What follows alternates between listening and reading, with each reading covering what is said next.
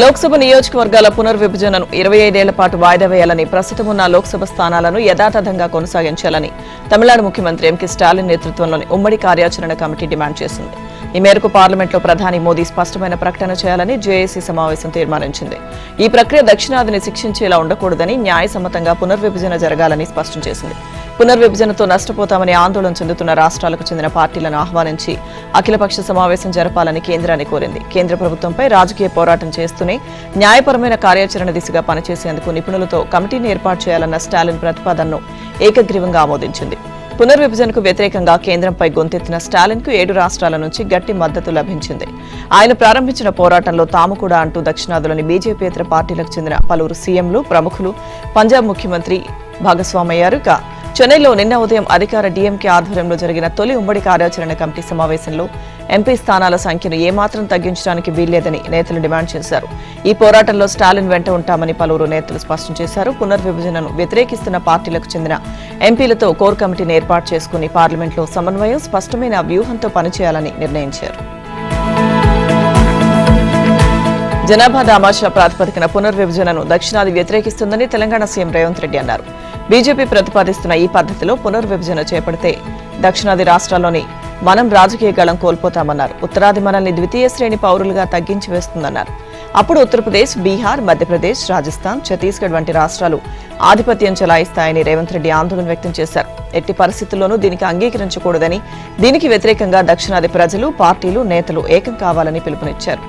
పునర్విభజన ప్రతిపాదనను వ్యతిరేకిస్తూ డీఎంకే అధ్యక్షులు, తమిళనాడు ముఖ్యమంత్రి ఎంకే స్టాలిన్ అధ్యక్షతన నిన్న చెన్నైలో ఏర్పాటు చేసిన జేఏసీ సమావేశంలో ఆయన మాట్లాడారు. పునర్విభజనపై అందరినీ ఏకతాటిపైకి తెచ్చిన స్టాలిన్ ను ప్రత్యేకంగా అభినందించారు. లోక్సభ నియోజకవర్గాల పునర్విభజనకు సంబంధించి ప్రధాని మోదీ, మాజీ ప్రధానమంత్రి వాజ్పేయి విధానాన్ని పాటించాలన్నారు. మరో 25 ఏళ్ల పాటు లోక్సభ సీట్లలో ఎలాంటి మార్పు తీసుకురాకూడదన్నారు. సీట్ల సంఖ్యలో మార్పు లేకుండా పునర్విభజన చేపట్టాలన్నారు. సీట్లు పెంచవద్దని, ఉన్న సీట్లతోనే పునర్విభజన ప్రక్రియ చేపట్టాలన్నారు. 1976లో ఇందిరాగాంధీ నేతృత్వంలోని కేంద్ర ప్రభుత్వం ఇలానే చేస్తుందన్నారు. లేకపోతే రాష్ట్రాల మధ్య రాజకీయ అసమతుల్యాలు వచ్చేవని అన్నారు. ఇక 2001లో వాజ్పేయి సర్కారు దాన్నే పాటించిందని, ఇప్పుడు ప్రధాని మోదీ కూడా అలాగే చేయగలరా అని రేవంత్ ప్రశ్నించారు. ఇలా పునర్విభజనకు రాష్ట్రాన్ని యూనిట్ గా తీసుకోవాలని, రాష్ట్రాల్లోని జనాభా ఆధారంగా చేపట్టాలని, నగరాలు, గ్రామాల జనాభా ఆధారంగా లోక్సభ సీట్ల హద్దులను మార్పు చేయాలని సూచించారు. నియోజకవర్గాల పునర్విభజనతో దక్షిణాదికి పార్లమెంట్లో ప్రాతినిధ్యం తగ్గడం మాత్రమే కాదు, ఆర్థికపరమైన అంశాల పరంగా నిధుల కేటాయింపుల్లో కూడా తీవ్రమైన నష్టం జరుగుతుందని బీఆర్ఎస్ వర్కింగ్ ప్రెసిడెంట్ కేటీఆర్ ఆందోళన వ్యక్తం చేశారు. నిధుల కేటాయింపుల్లో కూడా అధికారం పూర్తిగా కేంద్రీకృతమై నియంతృత్వం వైపు దారితీసే ప్రమాదం ఉందని హెచ్చరించారు. దేశ జీడీపీకి 36% భాగస్వామ్యాన్ని అందిస్తున్న దక్షిణాది రాష్ట్రాలు శిక్షింపబడుతున్నాయని ఆవేదన వ్యక్తం చేశారు. దక్షిణాది రాష్ట్రాల పట్ల కేంద్ర ప్రభుత్వ వివక్ష కొత్తేమీ కాదని, ఇటీవల ఈ వివక్ష, అన్యాయం మరింత పెరిగాయని తెలిపారు. బీజేపీ నేతృత్వంలోని కేంద్ర ప్రభుత్వం ప్రారంభించిన బుల్లెట్ రైలు వంటి ప్రాజెక్టులన్నీ ఉత్తరాదికే పరిమితం అవ్వడం ఇందుకొక ఉదాహరణగా పేర్కొన్నారు. వివక్షను పెంచేలా కేంద్ర ప్రభుత్వం డీలిమిటేషన్ అంశాన్ని ముందుకు తీసుకొస్తోందని అన్నారు. ఇప్పటికే అన్యాయానికి గురైన దక్షిణాది రాష్ట్రాలకు ఇది పుండు మీద కార రుద్దడమే అన్నారు. దేశంలో ఏ రాష్ట్రము మరో రాష్ట్రం మీద ఆధిపత్యం చెలాయించే పరిస్థితి ఉండకూడదని కేటీఆర్ అన్నారు. అదే సిసలైన ప్రజాస్వామ్య స్ఫూర్తి అని అన్నారు. ఇది కేవలం ఉత్తర దక్షిణ రాష్ట్రాల వ్యవహారం కాదని, అభివృద్ధి చెందిన రాష్ట్రాలు, ప్రాంతాలకు నష్టం చేకూర్చే అంశమని అన్నారు. కేవలం జనాభా ఆధారంగా సీట్లు పెరిగితే సమాఖ్య స్ఫూర్తికి తీవ్ర విఘాతం కలిగే ప్రమాదం ఉందన్నారు.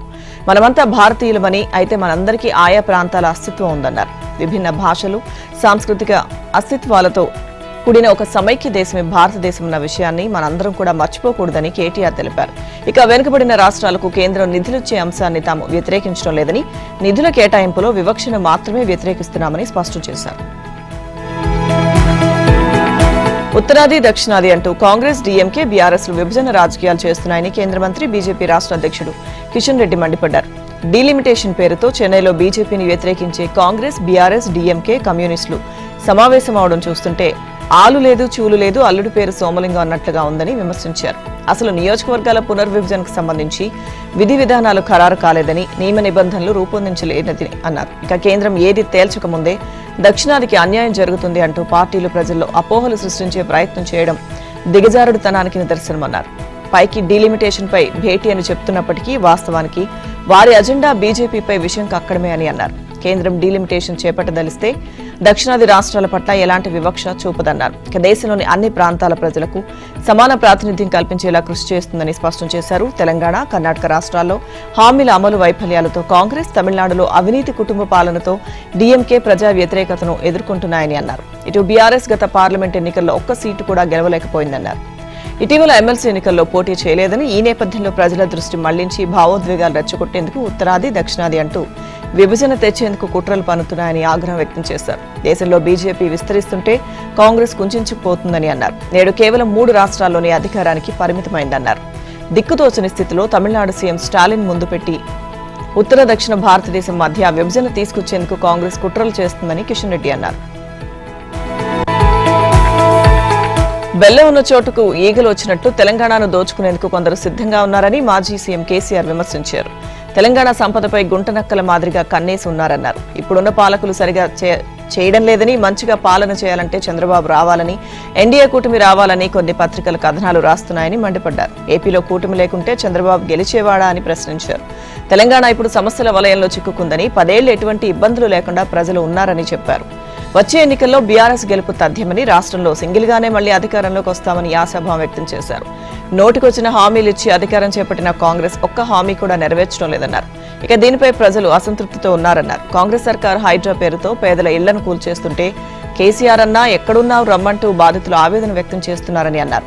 ప్రజలు తనను ఓడగొట్టి ఇంట్లో కూర్చోబెడితే ఏం చేయాలి? కత్తి ఒకరికిచ్చి తనను యుద్ధం చేయమంటే ఎలా సాధ్యమవుతుందని అన్నారు. ఆనాడు అధికారం ఇచ్చింది ప్రజలేనని, ఇప్పుడు అధికారం కాంగ్రెస్ పార్టీకి ఇచ్చింది కూడా ప్రజలే అని అన్నారు. సరైన పాలకుడిని ఎన్నుకునేటప్పుడు ప్రజలు ఆలోచించాలన్నారు. భవిష్యత్తులో ప్రజలు మంచి తీర్పు దిశగా ఆలోచించాలని దిశానిర్దేశం చేశారు. కాంగ్రెస్ ప్రభుత్వ వైఫల్యాలను ఎండగట్టాలని యువతకు పిలుపునిచ్చారు. తెలంగాణ హక్కుల పరిరక్షణ, ప్రజా సమస్యల పరిష్కారానికి బీఆర్ఎస్ శ్రేణులు పోరాడాలని, అందరూ ఒక్కో కేసీఆర్ల తయారు కావాలని అన్నారు. ఇన్నాళ్లు లేని నీటి గోస ఇప్పుడు ఎందుకు వచ్చిందని మాజీ సీఎం కేసీఆర్ ప్రశ్నించారు. తెలంగాణకు నీళ్లివ్వాలనే ప్రాధాన్యాన్ని కాంగ్రెస్ సర్కార్ నిర్లక్ష్యం చేయడం వల్లే రాష్ట్రంలో సాగు, తాగునీటి సమస్య నెలకొందన్నారు. తెలంగాణలో ఓవైపు ఎండలు మండిపోతుంటే కొన్ని జిల్లాల్లో మబ్బు పట్టి వర్షాలు పడుతున్నాయి. శుక్రవారం రాత్రి పలు జిల్లాల్లో జోరు వర్షం కురిసింది. నిన్న రాష్ట్ర వ్యాప్తంగా 278 మండలాల్లో తేలికపాటి నుంచి మోస్తరు వర్షం కురిసింది. కొన్ని చోట్ల భారీ వర్షాలు పడ్డాయి. అత్యధికంగా జగిత్యాల జిల్లా పెగడపల్లిలో 5.2 సెంటీమీటర్లు, మంచిర్యాలలో 4.7, పెద్దపల్లి జిల్లా ధర్మారంలో 4.6, కరీంనగర్ జిల్లా గంగాధరలో 4.2, మెదక్ జిల్లా శంకరంపేట్ 6లో 4, అలాగే మేడ్చల్ జిల్లా కీసర్లో 4 సెంటీమీటర్ల వర్షపాతం నమోదైంది. కుమ్రం భీం ఆసిఫాబాద్ జిల్లా కేంద్రంతో పాటు వాంకిడి, కెరమెరి, జైనూరు మండలాల్లో శనివారం మోస్తరు వర్షం కురిసింది. పలుచోట్ల ఉరుములు, మెరుపులతో కూడిన వడగళ్ల వాన కురిసింది. కాగజ్ నగర్ మండలంలోని నజ్రుల్ నగర్ విలేజ్ 7లో వడగండ్లతో ఒక కోళ్ల ఫామ్లోని 300 కడక్నాథ్ కోళ్లు మృతి చెందాయి. ఇక మహబూబ్ నగర్ జిల్లా హన్వాడ్ మండలంలోని పలు గ్రామాల్లో శనివారం వడగళ్లు పడ్డాయి. ఈదురుగాలు, ఉరుములు, మెరుపులతో వర్షం కురిసింది. మహబూబ్ నగర్ జిల్లా కేంద్రంతో పాటు నవాపేట మండలంలో మోస్తరు వర్షం కురిసింది. నల్గొండతో పాటు దేవరకొండ, కొండమల్లేపల్లి, యాదాద్రి భువనగిరి జిల్లా చౌటుప్పల్లో మోస్తరు నుంచి భారీ వర్షం కురిసింది. వర్షాలు, వడగళ్లతో అనేక ప్రాంతాల్లో పంటలు దెబ్బతినడంతో పాటు మామిడికాయలు రాలిపోయాయి. ఇవాళ రేపు అక్కడక్కడ తేలికపాటి నుంచి మోస్తరు వర్షాలు కురిసే అవకాశం ఉందని వాతావరణ శాఖ వెల్లడించింది. ఇక రాష్ట్రంలో పలు ప్రాంతాల్లో నిన్న ఎండ మండిపోయింది. భద్రాద్రి కొత్తగూడెం జిల్లా సుజాత్ నగర్లో అత్యధికంగా 39.6 డిగ్రీల గరిష్ట ఉష్ణోగ్రత నమోదైంది. ఉపాధి హామీ పనులు చేస్తున్న ఓ కూలీ అస్వస్థతకు గురై పనిస్థలంలోనే మృతి చెందాడు. సిరిసిల్ల జిల్లా చందుర్తి మండలం ఎనగల్ గ్రామానికి చెందిన పసుల లచ్చయ్య నిన్న గ్రామంలో రోడ్డు పనులకు వెళ్లాడు. మధ్యాహ్నం విరామ సమయంలో భోజనం చేస్తుండగా ఒక్కసారిగా కుప్పకూలాడు. వైసీపీ పాలనలో మైనింగ్ వ్యాపారిని బెదిరించి 2,20,00,000 రూపాయలు వసూలు చేసిన వ్యవహారంలో మాజీ మంత్రి, వైసీపీ నాయకురాలు విడుదల రజనీపై ఏసీబీ ఎట్టకేలకు కేసు నమోదు చేసింది. నాడు ఆమె అరాచకాలకు కొమ్ము కాసిన ఐపీఎస్ అధికారి జాషువాను ఈ కేసులో 2వ నిందితుడిగా చేర్చింది. అలాగే డబ్బుల కోసం మైనింగ్ వ్యాపారిని బెదిరించిన విడుదల రజనీ, మరిది గోపితో పాటు ఆమె వ్యక్తిగత సహాయకుడు దొడ్డ రామకృష్ణను నిందితులుగా పేర్కొంది. అవినీతి నిరోధక శాఖలోని సెంట్రల్ ఇన్వెస్టిగేటివ్ యూనిట్ నిన్న ఎఫ్ఐఆర్ నమోదు చేసింది. గత వైసీపీ ప్రభుత్వంలో చిలకలూరిపేట నియోజకవర్గం ఎడ్లపాడు మండలం విశ్వనాథన్ కాండ్రిగలో ఉన్న లక్ష్మీ బాలాజీ స్టోన్ క్రషర్ యజమాని నల్లపనేని చలపతిరావును విడుదల రజని బెదిరించారు. 5 కోట్ల రూపాయలు ఇవ్వాలంటూ వ్యక్తిగత సహాయకుడు దొడ్డ రామకృష్ణ ద్వారా డిమాండ్ చేయించారు. ఆ తర్వాత అప్పటి గుంటూరు జిల్లా విజిలెన్స్ అధికారి జాషువాతో పాటు తన మరిది గోపిని రంగంలోకి దించారు. అయితే అన్ని అనుమతులు తీసుకుని 10.163 హెక్టార్లలో మైనింగ్ చేస్తున్నామని, అక్రమాలకు పాల్పడలేదని, డబ్బులు ఎందుకు ఇవ్వాలని చలపతిరావు అభ్యంతరం చెప్పారు. దీంతో ఎమ్మెల్యే అడిగితే ఇవ్వాల్సిందేనని, లేదంటే 50 కోట్ల రూపాయల జరిమానా తప్పదంటూ ఐపీఎస్ అధికారి జాషువా బెదిరించారు. తన బృందంతో పాటు మైనింగ్, రెవెన్యూ అధికారులతో కలిసి 2020 సెప్టెంబర్ 20న తనిఖీలు చేశారు. ఇక ఆ తర్వాత గుంటూరులోని తన కార్యాలయంలో జరిమానా విధించేందుకు అనుకూలంగా నివేదికను సిద్ధం చేయించారు. ఆ తర్వాత మరోసారి చలపతిరావును బెదిరించి బేరమాడారు. విధిలేని పరిస్థితుల్లో 2 కోట్ల రూపాయలు ఇచ్చేందుకు చలపతిరావు అంగీకరించారు. 2021 ఏప్రిల్ 4న రాత్రి 11 గంటల ప్రాంతంలో చిలకలూరుపేటలోని విడుదల రజని ఇంట్లో ఆమె మరిది గోపి చేతికి 2 కోట్ల రూపాయల నగదు ఇచ్చారు. అయితే తమకు చెరో 10 లక్షలు ఇవ్వాలంటూ చలపతిరావును గోపి, జాషువా డిమాండ్ చేశారు. దీంతో వ్యాపార భాగస్వామి నంబూరి శ్రీనివాసరావు, పెరవలి నాగవంశీ ద్వారా విడుదల గోపికి చిలకలూరుపేటలో, జాషువాకు గుంటూరులో వారు అడిగినంత మొత్తం అందజేశారు. కూటమి ప్రభుత్వం వచ్చాక విడుదల రజని, జాషువాపై బాధితుడు చలపతిరావు ఈ మేరకు ఫిర్యాదు చేశారు. ముఖ్యమంత్రి చంద్రబాబు సుదీర్ఘ అనుభవం, పాలన తనకెంతో ప్రేరణ ఇచ్చిందని డిప్యూటీ సీఎం పవన్ కళ్యాణ్ అన్నారు. ఆ స్ఫూర్తితో రాష్ట్రంలోని 13,326 గ్రామ పంచాయతీల్లో ఒకే రోజు గ్రామ సభలు నిర్వహించామన్నారు. అభివృద్ధి పనులకు శ్రీకారం చుట్టి ప్రపంచ రికార్డు సృష్టించామన్నారు. ఉపాధి హామీ పథకం కింద రాష్ట్రంలో 1,55,000 నీటి కుంటల తవ్వకం పనులకు నిన్న కర్నూలు జిల్లా ఓర్వకల్లు మండలం పూడిచెర్ల గ్రామంలో ఆయన భూమి పూజ చేశారు. పలుగు, పారా చేతపట్టి సూరరాజన్న అనే రైతు పొలంలో నీటి కుంట తవ్వకం పనులను ఆయన ప్రారంభించారు. పల్లెసీమల్లో ప్రజల ఆర్థిక, ఉపాధి స్థిరత్వం కూటమి ప్రభుత్వ లక్ష్యమన్నారు. గ్రామాలు అభివృద్ధి చెందాలంటే రైతన్నలు బలపడాలని పవన్ అన్నారు. ఉపాధి హామీ పనుల ద్వారా అన్నదాతల జీవితాల్లో వెలుగులు నింపడమే కూటమి ప్రభుత్వం ప్రధాన అజెండా అని అన్నారు. త్వరలోనే ప్రతి నియోజకవర్గంలో 2 రోజులు పర్యటించి సమస్యల పరిష్కారం దిశగా అడుగులు వేస్తానని అన్నారు. దీన్ని గత వైసీపీ ప్రభుత్వం రాజకీయ ఉపాధి హామీ పథకంగా మార్చేసింది. అలాంటి వారిని ఎదుర్కొని బలమైన వ్యవస్థను తయారు చేస్తున్నామన్నారు. పల్లె పండుగ పనుల్లో కర్నూలు జిల్లా ప్రథమ స్థానంలో ఉండడం అభినందనీయమని, రాయలసీమను రతనాల సీమగా మార్చాలన్నదే ప్రభుత్వ లక్ష్యమన్నారు. వర్షం వస్తే నీటిని నిల్వ చేసుకునే అవకాశాలు లేవన్నారు. ఓవైపు భారీ సాగునీటి ప్రాజెక్టుల నిర్మాణాలు చేపడుతూనే అవి పూర్తయ్యే వరకు నీటికి ఇబ్బందులు లేకుండా రైతు పొలంలోనే నీటి కుంటలు నిర్మిస్తున్నామన్నారు. రాష్ట్రంలో 1,55,000 నీటి కుంటల నిర్మాణం మే నెలాఖరులోగా పూర్తి చేస్తామన్నారు. వర్షాకాలంలో 1 టీఎంసీ నీటిని వీటిలో నిల్వ చేసుకోవచ్చని వివరించారు. కూటమి ప్రభుత్వం వచ్చాక చేసిన అభివృద్ధి పనులను వివరించారు. అలాగే ప్రధాని మోదీ సహకారంలో జన్మన్ పథకం ద్వారా విద్యుత్, తాగునీరు తదితర మౌలిక వసతులు కల్పిస్తామన్నారు. ఈ ఆర్థిక సంవత్సరం ముగిసేలోగా కేంద్రం నుంచి రావాల్సిన నిధులను తెచ్చుకోవాలని ఆర్థిక శాఖను ముఖ్యమంత్రి చంద్రబాబు ఆదేశించారు. రాష్ట్ర ఆర్థిక శాఖపై శనివారం సీఎం సమీక్ష నిర్వహించారు. కేంద్ర ప్రాయోజిత పథకాలు, కేంద్రం నుంచి రావాల్సిన నిధులపై అధికారులతో చర్చించారు. కేంద్ర పథకాలకు సంబంధించి 5 శాఖలకు నిధులు రావాల్సి ఉందని అధికారులు సీఎంకు వివరించారు. కేంద్రంతో సత్వరం సంప్రదింపులు జరిపి రావాల్సిన నిధులను మార్చి 31లోగా తెచ్చుకోవాలని ముఖ్యమంత్రి అధికారులను ఆదేశించారు. సాధారణంగా ఏటా మార్చి నెలలో కేంద్రం నుంచి రాష్ట్రాలకు అధిక నిధులు వస్తుంటాయి. ఎప్పటి నుంచో పెండింగ్ లో ఉన్న గ్రాంట్లు, పథకాల నిధులను ఆర్థిక సంవత్సరం ముగిసేలోగా ఇచ్చేయాలన్న ఉద్దేశంతో కేంద్రం కూడా రాష్ట్రాలకు సహకరిస్తుంది. ఈ నేపథ్యంలో గురువారం నుంచి ఇప్పటి వరకు కేంద్రం నుంచి ఏపీకి వివిధ పథకాలకు సంబంధించి 7,000 కోట్ల రూపాయల వరకు నిధులు వచ్చాయి. మంత్రి ఎన్ఎండి ఫరూక్ ను ముఖ్యమంత్రి చంద్రబాబు పరామర్శించారు. హైదరాబాద్లోని ఫరూక్ ఇంటికి నిన్న చంద్రబాబు వెళ్లారు. ఇటీవల ఫరూక్ సతీమణి షెహనాజ్ అనారోగ్యంతో మృతి చెందారు. ఈ నేపథ్యంలో వారి నివాసానికి వెళ్లి ఫరూక్ కుటుంబ సభ్యులను చంద్రబాబు పరామర్శించి ధైర్యం చెప్పారు. ఇంతలో ఎంత మార్పు? నాడు వైసీపీ సర్కార్ ముడుపుల బాగోతంతో టీచర్ల బదిలీలను అపహాస్యం చేస్తే నేడు కూటమి ప్రభుత్వం బదిలీల కోసం ఏకంగా చట్టమే తీసుకొచ్చింది. ఈ సంవత్సరం బదిలీలు ఉంటాయా, ఉండవా అంటూ ప్రతి ఏటా టీచర్లు ఆందోళన చెందాల్సిన పరిస్థితి అప్పట్లో ఉండేది. ఇప్పుడు ప్రతి సంవత్సరం వేసవి సెలవుల్లో బదిలీలు చేపట్టాలని నిర్ణయించారు. న్యాయ వివాదాలకు ఆస్కారం లేకుండా వివాదరహితంగా బదిలీల ప్రక్రియను నిర్వహించనున్నారు. దీనివల్ల విద్యా సంవత్సరంపై ప్రతికూల ప్రభావం కూడా ఉండదని ప్రభుత్వం చెబుతోంది. పిల్లల చదువులు ఏమైతే మాకేంటి అన్నట్లుగా వైసీపీ ప్రభుత్వం వ్యవహరించింది. ముడుపులు ఇచ్చుకో, బదిలీలు పుచ్చుకో అన్నట్లుగా టీచర్ల సిఫార్సు బదిలీలకు తలుపులు బార్లా తెరిచింది. విద్యా సంవత్సరం చివరిలో టీచర్లను మారిస్తే విద్యార్థులకు నాణ్యమైన విద్య ఎలా అందుతుందన్న విషయాన్ని కూడా పట్టించుకోలేదు. బదిలీలపై నిషేధం ఉన్న సమయంలోనూ సీఎం కార్యాలయం నుంచి సిఫార్సుల పేరుతో వందల మందిని అడ్డగోలుగా బదిలీ చేసింది. పెద్దల సిఫార్సులు అటుంచితే చివరికి గ్రామ సర్పంచ్ సిఫార్సు లేఖిచ్చినా అందుకు అనుగుణంగా టీచర్ల బదిలీలు చేశారు. ఎన్నికలకు కొంతకాలం ముందు నుంచి రిక్వెస్ట్ బదిలీల పేరుతో పలు దఫాలుగా బదిలీ ప్రక్రియను నడిపించింది. అప్పట్లో జరిగిన అక్రమ బదిలీల వ్యవహారం అనేక మందికి వ్యవహారంలో ప్రమేయం ఉంది. తొలుత సీఎంఓ పేరుతో సిఫార్సు బదిలీల జాబితా పంపగా అనంతరం ఆ జాబితాలో ఉన్నవారు బొత్స పేషి చుట్టూ తిరిగారు. పేచీలోని కొందరు అధికారుల ద్వారా ముడుపులు సమర్పించుకున్నట్టు ఆరోపణలున్నాయి. ఇక వాటిని ముందుకు తీసుకువెళ్లేందుకు పాఠశాల విద్యాశాఖలో కొందరు అధికారులు మాకేంటి అంటూ చక్రం తిప్పారు. అంతా కలిసి అందరి కాడికి దండుకున్నారు. ఒక్కో బదిలీకి 3 లక్షల రూపాయల నుంచి 4 లక్షల రూపాయల చొప్పున 50 కోట్లకు పైగా వసూలు చేశారని ఆరోపణలున్నాయి. ఎన్నికల కోడ్ అమల్లోకి రావడానికి ముందే సగం మందికి పైగా టీచర్లు బదిలీ అయిన పాఠశాలలో చేరిపోయారు. ఇక బదిలీ ఉత్తర్వులు అందినా కోడ్ కారణంగా 917 మంది టీచర్లు పాత స్థానాల్లోనే కొనసాగారు. ఏపీలో భూ వివాదాలు, రీసర్వే వంటి రెవెన్యూ సంబంధిత సమస్యలు తీర్చడానికి కీలకమైన అధికారులే తహసీల్దార్లు. వారి నియామకంలోనే రెవెన్యూ ఉన్నతాధికారులు తీవ్ర అయోమయానికి గురవుతున్నారు. రాష్ట్ర వ్యాప్తంగా 358 మందికి పైగా తహసీల్దార్ల కొరత ఉంది. వీటిని రెవెన్యూ డిప్యూటీ తహసీల్దార్తో కొంతవరకు సర్దుబాటు చేయవచ్చు, అది కూడా తాత్కాలికంగా ఏర్పాటుకి. కానీ అంతకన్నా తక్కువ స్థాయిలో అంటే సీనియర్ అసిస్టెంట్లను తహసీల్దార్లుగా పెట్టి అత్యంత కీలకమైన మండల రెవెన్యూ వ్యవస్థను నడిపిస్తున్నారు. ఈ సీనియర్ అసిస్టెంట్లే రీసర్వే తప్పులను పరిష్కరించడంలో ఆర్ఎస్డీటీలుగా విఫలమయ్యారు. ఇప్పుడు వారే మండల తహసీల్దార్లు అయితే ఆ సమస్యలు ఎలా పరిష్కరిస్తారో ప్రభుత్వానికే తెలియాలి. ఏపీలో 679 మండలాలు, 17,564 రెవెన్యూ గ్రామాలున్నాయి. మండలంలో రెవెన్యూ వ్యవస్థే కీలకం. ప్రతి మండలానికి ఓ తహసీల్దార్ ఉంటారు.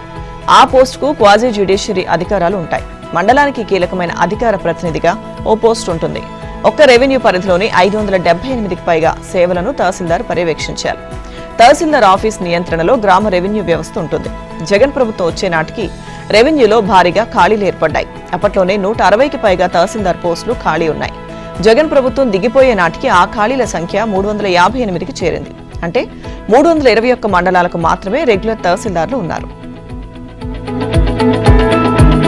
సార్వత్రిక ఎన్నికల తర్వాత అనేక కీలకమైన విషయాలపై తమ పార్టీ వైఖరి స్పష్టం చేసేందుకు వైసీపీ అధినేత వైఎస్ జగన్మోహన్ రెడ్డి వెనుకాడుతున్నారు. నిర్మోహమాటంగా ప్రకటించాల్సిన అంశాలపై కూడా కప్పదాటు ధోరణి అవలంబిస్తున్నారు. చట్టసభల్లో, పార్టీ వేదికలపై రాష్ట్రానికి, ప్రజలకు సంబంధించిన కీలకమైన అంశాలపై తన అభిప్రాయాన్ని ఆయన వెల్లడించడం లేదు. వివిధ రాజకీయ పార్టీలు ఎంత కవ్వించినా జగన్ మాత్రం పెదవి విప్పడం లేదు. తన పార్టీ నేతలను కూడా ఆయా కీలక అంశాలపై మాట్లాడవద్దంటూ కట్టడి చేశారు. తమ నాయకుణ్ణి సింహం అంటూ పిలుచుకున్న పార్టీ ముఖ్య నేతలెందరో తాజా పరిణామాలపై జగన్ ధోరణి చూసిన తర్వాత తమ నాయకుడు ఇంత పిరికివాడా అంటూ కలత చెందుతున్నారు. ప్రధాని నరేంద్ర మోదీ నేతృత్వంలోని కేంద్ర ప్రభుత్వం నియోజకవర్గాల పునర్విభజనకు సిద్ధమవుతోందన్న వార్త రాజకీయ వర్గాల్లో కలకలానికి, తీవ్ర చర్చకు దారితీసింది. దక్షిణాదిలోని పలు రాజకీయ పార్టీలు ఇప్పటికే దీనిపై తమ నిరసన స్వరాన్ని వినిపిస్తున్నాయి. ఈ విషయంలో డీఎంకే ఓ అడుగు ముందుకు వేసింది. చెన్నైలో బీజేపీయేతర రాజకీయ పక్షాలతో నిన్న అఖిలపక్ష సమావేశాన్ని ఏర్పాటు చేసింది. ఈ సమావేశానికి రావాలంటూ వైసీపీతో పాటు టీడీపీ, జనసేనలకు ఆహ్వానం పంపింది. తాము బీజేపీతో పొత్తులో ఉన్నాం, ఈ సమావేశంలో పాల్గొనలేమని, తమ అభిప్రాయాన్ని సరైన వేదికపై వెల్లడిస్తామంటూ టీడీపీ, జనసేన పేర్కొన్నాయి. వైసీపీ మాత్రం ఎలాంటి సమాధానం చెప్పకుండా మౌనం దాల్చింది. ఎస్సీ రిజర్వేషన్ల వర్గీకరణపై వైసీపీ అధినేత మాజీ సీఎం జగన్ బహిరంగంగా వెల్లడించాలని ఎంఆర్పీఎస్ వ్యవస్థాపక అధ్యక్షుడు మందకృష్ణ మాదిగ డిమాండ్ చేశారు. వర్గీకరణను వైసీపీ ఒక సామాజిక న్యాయంగా చూస్తోందా లేక దళితుల మధ్య చిచ్చుగా భావిస్తోందా అని నిలదీశారు. ఇటీవల ఏపీ శాసనసభలో వర్గీకరణ అంశంపై జరిగిన చర్చపై తన వైఖరిని చెప్పదలుచుకుంటే నేరుగా జగనే చెప్పాలని స్పష్టం చేశారు. కీలకమైన వర్గీకరణ బిల్లుపై ఇప్పటి వరకు జగన్ మాట్లాడలేదని, కనీసం అసెంబ్లీకి కూడా రాకపోవడం చూస్తే మాదిగలపై ఆయనకున్న చిత్తశుద్ధి ఏంటో తేటతెల్లమవుతోందన్నారు. వైసీపీలో మాలల ఆధిపత్యం కోసం మాదిగలను జగన్ అణగదొక్కుతున్నారని అన్నారు. మాజీ మంత్రి ఆదిమూలపు సురేష్ తో జగన్ స్క్రిప్ట్ చదివించారా అన్న అనుమానం కలుగుతోందని అన్నారు. ఎస్సీ వర్గీకరణని ఓ చిచ్చుగా పార్టీలో మాదిగ నేతతోనే మాట్లాడిస్తున్నారన్నారు. జగన్ సీఎం హోదాలో ఈ అంశాన్ని ఒక చిచ్చుగా అభివర్ణిస్తూ అసెంబ్లీలో ప్రకటన చేశారని అన్నారు. తమ కన్నును తమ చేతే పొడిపించి వైసీపీ ఉన్న మాదిగ జాత నేతలపై మాదిగలు ఈసడించుకునే పరిస్థితి కల్పిస్తున్నారని అన్నారు. మాలల ఆధిపత్యానికి ప్రాధాన్యం ఇచ్చే విధంగా మాదిగలను మాదిగలే గౌరవించకుండా ప్రయత్నాలు కొనసాగిస్తున్నారన్నారు. ఎస్సీ వర్గీకరణపై స్పష్టత విషయంలో జగన్ కు, సీఎం చంద్రబాబుకు భూమికి ఆకాశానికి మధ్య ఉన్నంత తేడా ఉందన్నారు. ఎస్సీ రిజర్వేషన్ల వర్గీకరణ విషయంలో స్పష్టత, నిజాయితీ, నిబద్ధత బాబుకే ఉన్నాయన్నారు. అగ్ని ప్రమాదంతో వెలుగులోకి వచ్చిన ఢిల్లీ హైకోర్టు న్యాయమూర్తి జస్టిస్ యశ్వంత్ వర్మ ఇంట్లో నోట్ల కట్టల ఉదంతంపై భారత ప్రధాన న్యాయమూర్తి జస్టిస్ సంజీవ్ ఖన్నా విచారణకు ఆదేశించారు. Delhi high court CJ justice DK Upadhyaya శుక్రవారం ఇచ్చిన అంతర్గత విచారణ నివేదికతో నిన్న త్రిసభ్య కమిటీని నియమించారు. సమగ్ర విచారణ జరపనున్న ఈ కమిటీలో Punjab, Haryana high court CJ justice Sheel Nagu, Himachal Pradesh high court chief justice GS Sandhawalia, Karnataka high court న్యాయమూర్తి జస్టిస్ అను శివరామన్ ఉన్నారు. ఇక వర్మ అంశంపై సుప్రీంకోర్టు ఒక ప్రకటన విడుదల చేస్తూ జస్టిస్ యశ్వంత్ వర్మపై తప్పుడు సమాచారం, వదంతులు వ్యాప్తి చెందుతున్నాయని తెలిపింది. ఢిల్లీ హైకోర్టు సీజే ఇచ్చిన నివేదిక, జస్టిస్ వర్మ వివరణ, ఫోటోలను సుప్రీంకోర్టు వెబ్సైట్లో అప్లోడ్ చేసినట్లు చెప్పింది. సుప్రీంకోర్టు ఇలా ఆధారాలను అప్లోడ్ చేయడం మొదటిసారి కాగా పూర్తి పారదర్శకత కోసమే ఈ నిర్ణయం తీసుకున్నట్లు ఆ ప్రకటనలో వివరించింది. జస్టిస్ వర్మ వివరణలో తాను ఆ క్లిప్పింగ్లను చూసి షాక్ చెందినట్లుగా తెలిపారు. ఆ దృశ్యాలు తన ఇంటి వద్ద జరిగిన ప్రమాదానివి కాదని, తనపై కుట్ర జరిగినట్లు స్పష్టమవుతోందని వివరణిచ్చారు. డీఎంకే ఆధ్వర్యంలో డిలిమిటేషన్ కు వ్యతిరేకంగా ఉమ్మడి కార్యాచరణ కమిటీ సమావేశం జరుగుతున్న నేపథ్యంలోనే తమిళనాడు బీజేపీ శాఖ అధ్యక్షుడు అన్నామలై నిన్న సామాజిక మాధ్యమాల్లో వెలువరించిన ఒక వీడియో కలకలం రేపింది. ఓ సభలో పాల్గొన్న రాష్ట్ర మంత్రి అన్బులసన్ మాట్లాడుతూ కేంద్ర ప్రభుత్వ నిబంధనల మేరకు దక్షిణాది రాష్ట్రాల ప్రజలంతా కుటుంబ నియంత్రణ పాటించి జనాభాను తగ్గిస్తే ఉత్తరాది రాష్ట్రాల ప్రజలు పందుల్లా పిల్లల్ని కని జనాభాను పెంచేశారంటూ చేసిన వివాదాస్పద వ్యాఖ్యలు ఆ వీడియోలో ఉన్నాయి. ఇక ఆ మంత్రి మాట్లాడుతూ హిందీ నేర్చుకున్న ఉత్తరాది యువకులంతా తన ఇంట పశువులు మేపుకుంటున్నారని, పానీపూరీలు అమ్ముకుంటున్నారని, తమిళులు హిందీని నేర్చుకుని ఉంటే వారిలాగే ఉత్తర భారతదేశానికి వెళ్లి పానీపూరీలు అమ్ముకునే దుర్గతి పట్టేదని వ్యాఖ్యానించారు.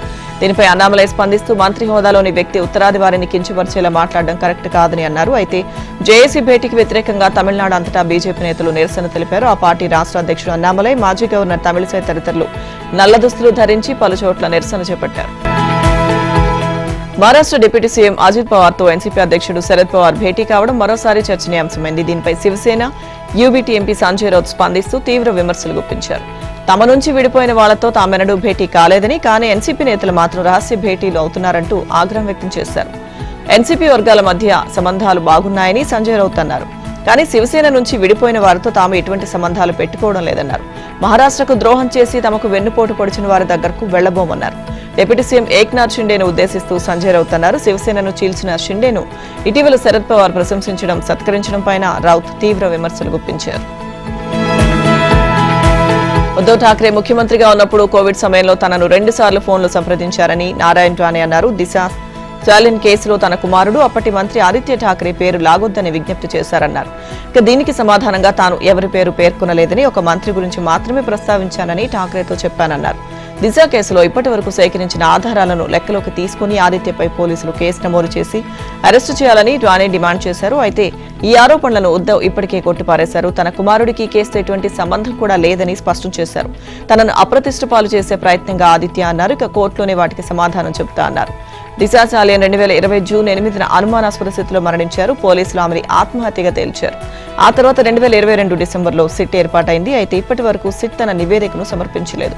ఈ నేపథ్యంలో దిశ తండ్రి సతీష్ చాలియన్ బుధవారం మరోసారి తాజాగా దర్యాప్తు జరపాలని డిమాండ్ చేశారు. తన కుమార్తెపై సామూహిక అత్యాచారం జరిపి హత్య చేశారని, గత ఎంవీఏ ప్రభుత్వం ఈ అంశాన్ని తొక్కిపెట్టిందని పేర్కొంటూ కోర్టులో పిటిషన్ వేశారు. అసెంబ్లీలోనూ ఈ వ్యవహారం ప్రస్తావనకు రాగా సిట్ దర్యాప్తు కొనసాగుతుందని, కోర్టు ఆదేశాల మేరకు నడుచుకుంటామని హోంశాఖ సహాయ మంత్రి యోగేష్ కదం వివరణ ఇచ్చారు.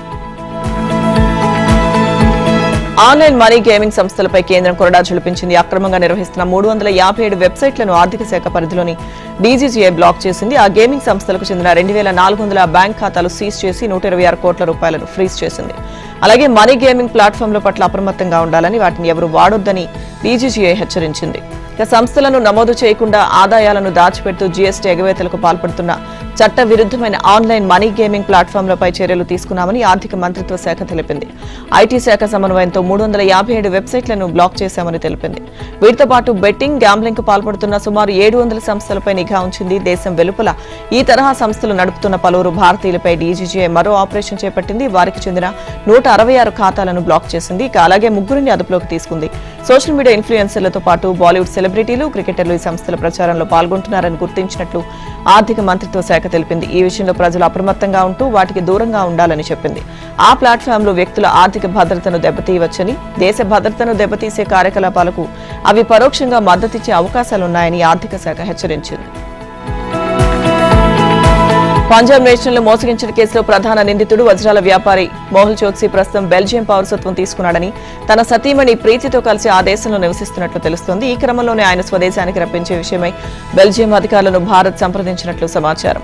పంజాబ్ నేషనల్ బ్యాంకును దాదాపు 13,000 కోట్ల రూపాయలకు పైగా మోసం చేశారని 2018లో ఆరోపణలు వెల్లువెత్తిన అనంతరం చోక్సీ, నీరవ్ మోదీ దేశం విడిచి వెళ్లిపోయారు. ఇక చోక్సీ యాంటిగ్వా, బార్బుడాకు పారిపోగా నీరవ్ మోదీ బ్రిటన్ జైల్లో ఉన్నాడు. వీరిని భారత్కు రప్పించేందుకు భారత ప్రభుత్వం ప్రయత్నాలు చేస్తూనే ఉంది. ఇటీవల భారత్ పర్యటనకు వచ్చిన యాంటిగ్వా, బార్బుడా విదేశాంగ మంత్రి ఈపీ చెత్ గ్రీన్ మాట్లాడుతూ మోహల్ చోక్సీ ప్రస్తుతం తమ దేశంలో లేరని, వైద్యం కోసం విదేశాలకు వెళ్లారని తెలిసిందన్నారు.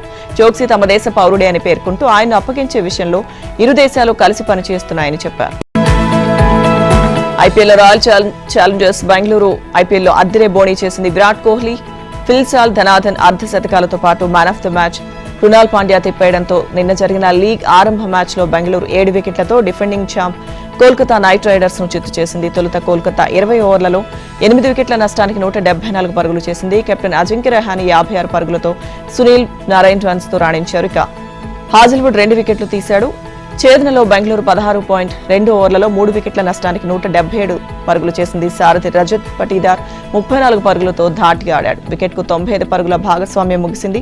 వన్డౌన్లో వచ్చిన దేవ్దత్ పడిక్కల్ ను నరైన్ అవుట్ చేశాడు. అనంతరం వచ్చిన పటీదార్తో కలిసి కోహ్లీ 3వ వికెట్కు 44 రన్స్ ను జోడించడంతో గెలుపు సులువైంది. బౌండరీతో కోహ్లీ హాఫ్ సెంచరీ పూర్తి చేసుకోగా పటీదార్ను వైభవ్ పెవిలియన్ చేర్చాడు. ఇక అయితే విజయానికి 27 బంతుల్లో 13 రన్స్ అవసరమవగా లివింగ్స్టోన్ 4, 6 అలాగే 4తో బెంగళూరు 22 బంతులు మిగిలి ఉండగానే గెలిచింది.